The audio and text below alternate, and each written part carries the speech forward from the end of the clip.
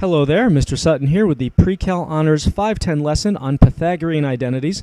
In this one, we will be simplifying trig expressions using these and other identities. We got a few warm-ups for you on this one. For warm-up number 1, complete the following 4 ratio and reciprocal identities. So each of these can be expressed as something over something. Pause the video and go for it. All right, so tan, we know that that is sine over cosine of theta. Cosecant is 1 over sine. Secant is 1 over cosine. And cotan, well, there's 2 ways to express this one. You could write this as 1 over tan, or you could write this as the reciprocal of tan up here, cosine over sine. So that's your first warm-up.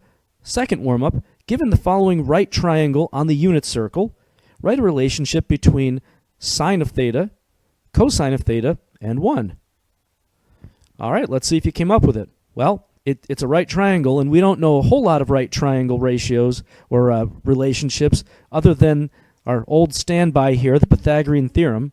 So if we plug all this into the Pythagorean theorem, we're going to have sine squared plus cosine squared equals 1 squared, or cosine squared plus sine squared equals 1 squared, any of those orders. And this gives us, and 1 squared is just 1, right? So this gives us actually the first of the 3 Pythagorean identities that we're going to be using in this lesson. And we call them Pythagorean identities, well, for obvious reasons here. We got this straight off the Pythagorean theorem. Now, the cool thing about this one is, if we divide this by either sine squared or cosine squared across the board, we're going to get 2 different identities. So I'm going to divide this whole thing by sine squared to start with. Sine squared over itself is just 1. Cosine squared over sine squared, that's going to be cotan squared, so 1 plus cotan squared equals, well, 1 over sine squared, that's the same as cosecant squared. So 1 plus cotan squared equals cosecant squared. That's another Pythagorean identity.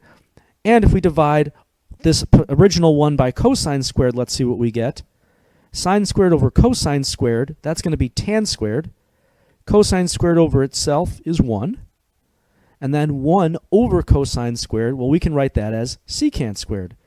So this is the third of our 3 Pythagorean identities. Now, these are identities that you never have to prove them again. You can just basically take them out anytime you want and use them, and everybody knows that they are true. Before we talk about how to simplify trig expressions with identities or anything else, let's talk about what it means to be simplified. Because, I mean, how do we know if we've done it right if we don't know where to stop?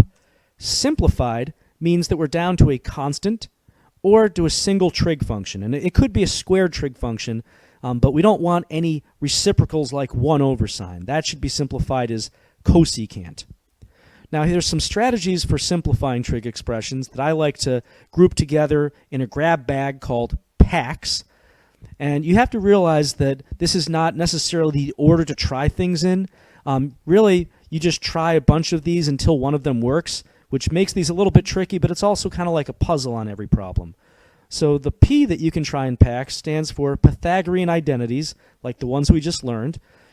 Basically, you're just rearranging and substituting these identities for squared terms in the original expression. If you see squared terms, you should at least try Pythagorean identities. Keep in mind, though, that you might have to move things around in the original identity before something fits. The A in packs stands for algebra, which is a whole bunch of stuff. Foiling, factoring, canceling, LCDs, combining fractions, combining like terms. All that wonderful stuff you learned in algebra still often works here, so be ready to use it. The C and the S in packs stand for cosine and sine. So if all else fails, and this is really the last resort, you could always try rewriting everything as these 2 functions, because we've seen that all the functions are really just sine and or cosine in some fraction. And then after you do that, sometimes you can use identities and algebra, but you know, this is kind of the if all else fails fallback here. Now, another strategy that doesn't really fall in this grab bag, but it's a good thing to do, is when you're doing identities, I would state and rearrange those off to the side so that they don't get mixed in with the work you're doing on the original expression. Makes it a lot easier to read and a lot easier for you to follow when you're checking back over your work. So without further ado, let's get to simplifying. So here's our first example. Pause the video and look through that collection of strategies and see if you can pick the best one for this situation. You got one? All right, so hopefully no one picked Pythagoreans because there's no squared terms here. Algebra might be helpful here, though. We've got one binomial times another binomial. This is an algebraic situation where we can FOIL these two things together. It might end up in disaster, but this is what I was saying before. You often have to try a few things and, until something works. So we've got tan squared, and then we have a tan secant and a tan secant in the middle that are going to cancel each other. We also have a minus secant squared when the dust settles. So at this point, we look back in our grab bag and see what else might help us. There are some squared trig functions now, so one of those Pythagorean identities might help. Can you spot the one that would be the most helpful? That's right, it's the one that has both of these in it. 1 plus tan squared equals secant squared. And notice how I'm writing this off to the side so it doesn't get mixed in with the actual simplifying I'm doing over on the left here. So we've got some options at this point. One option would be to just directly substitute 1 plus tan squared for the secant squared over here, and then one more step and we'd be done with the problem. Another option is we could rearrange this identity off to the side over here and then substitute back in when we have this exact same expression. I'm going to do the second approach, so I'm going to try to get tan squared minus secant squared over here with my identity. How could I do that? Well, if I were to subtract the secant squared from both sides, that would be a good start, and I would also have to subtract the 1 to the other side, so that I had tan squared minus secant squared all by itself on one side. Now that I've got this, I can substitute -1 wherever I see this expression. Well, hey, look over here. I've got that expression. I'm just going to substitute -1 for this whole thing. And I'm done. For this next example, pause the video, see if you can pick out a good strategy, and run with it for a couple minutes to see if it gets you somewhere. All right, now that you've given that a shot, let me show you my approach to this. So I looked at this and I said, well, I've got these two parentheses. It kind of looks like FOIL, but wait a sec. These are squared trig functions. Maybe my Pythagorean identities would help me right off the bat here. Who knows? Let's try it out. For this 1 minus cosine squared bit here, I know there's an identity sine squared plus cosine squared equals 1. Now, if I subtract cosine squared from both sides, I get the expression 1 minus cosine squared on one side of my identity. I could just substitute sine squared for that. And, I mean, this is a good substitution to make because we're turning two terms into one term. So that's a good trade right there. We'll do that in a second. Before we do that, though, let's see if we could also do something to help ourselves out with this 1 plus tan squared. Well, wait a sec. There is an identity with that exact stuff on one side. We have 1 plus tan squared equals secant squared. So I can just substitute secant squared for all this stuff. So rewriting this then, we will have sine squared for that first parentheses and secant squared of x for that second one. And at this point, we're at a little bit of an impasse. I mean, making more substitutions isn't really going to help us out here. This is one of those points where if all else fails, we turn everything into sine and cosine and hope for the best. Now, sine, we can't do anything there, but secant squared, well, that's really 1 over cosine squared. So if I wanted to, I could just write this thing as sine squared over cosine squared. And now things are getting a little bit better here because we know that sine over cosine is really tan, so sine squared over cosine squared is really tan squared. We've got it down to a single trig function. It's squared, but that's okay. So we have simplified this. Here's another example for you to try out. Pause the video and see how far you can get on this one. All right, so the key on this one was noticing that we had this cotan in two separate expressions. So this is one of those situations where you can actually factor out a trig function. We'll just factor a cotan out of both of these. That will leave us with a cotan squared inside. It's like factoring an x out of x cubed. And it'll also leave us with a minus cosecant squared inside. At this point, we've got these squared trig functions. So I'm thinking Pythagorean identity. We have that identity 1 plus cotan squared equals cosecant squared. So let's see if we can rearrange it to look like the stuff inside here. So if I subtract cosecant squared, and then I subtract 1 over to the other side, I'll get the pattern I want. So I can just substitute -1 for this stuff in here. And then this is looking a lot nicer now. Cotan x times -1, that's just negative cotan x. Here's yet another example with some parentheses to go around. Pause the video and try this one out. All right, so this one, it's pretty straightforward to start. There really aren't a whole lot of options here other than foiling. So we'll go term by term. First, this will give us cosecant x, and then cotan x for the outers. Inners, we have negative cosine cosecant, and then for the last, negative cosine x cotan x. Well, this is looking not so good. There's no squared trig functions at all.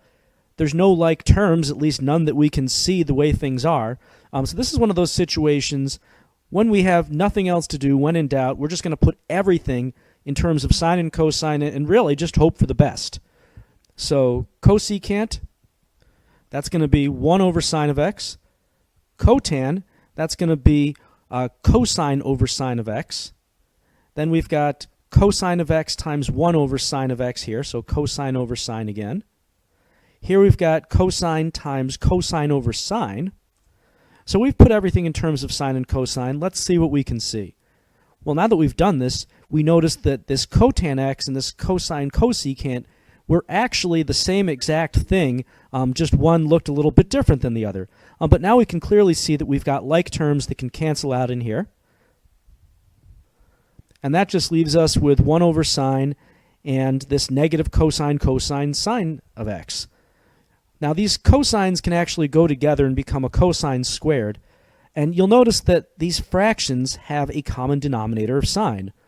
So we could just turn this into 1 minus cosine squared all over sine. Hold on a sec. Cosine squared, that's one of those trig identities, one of those Pythagorean identities. Right? Remember this one? We use this one a lot. We can get 1 minus cosine squared. We actually did this earlier, I think, by subtracting cosine squared. So we can substitute sine squared for the 1 minus cosine squared here. And now we've basically got like an x squared over x sort of situation. We can cancel out one of the signs up here with the sign down here, and we're just left with sine of x. So if you haven't asked the question by this point in the lesson, you're probably thinking it. What is the point of all this? Why do we care about these trig identities? I mean, yeah, it's kind of cool to be able to turn something big and clunky like this into something smaller and more bite-sized, so there is that. But, I mean, where would we use this? To be honest, multiple choice questions are, in my book, the #1 practical application of these identities. Being able to undisguise something. For example, here, let's say you do some calculus on the AP exam and come up with this as your answer choice. This happens more than you might think. Your answer, of course, doesn't match any of the multiple choice answers.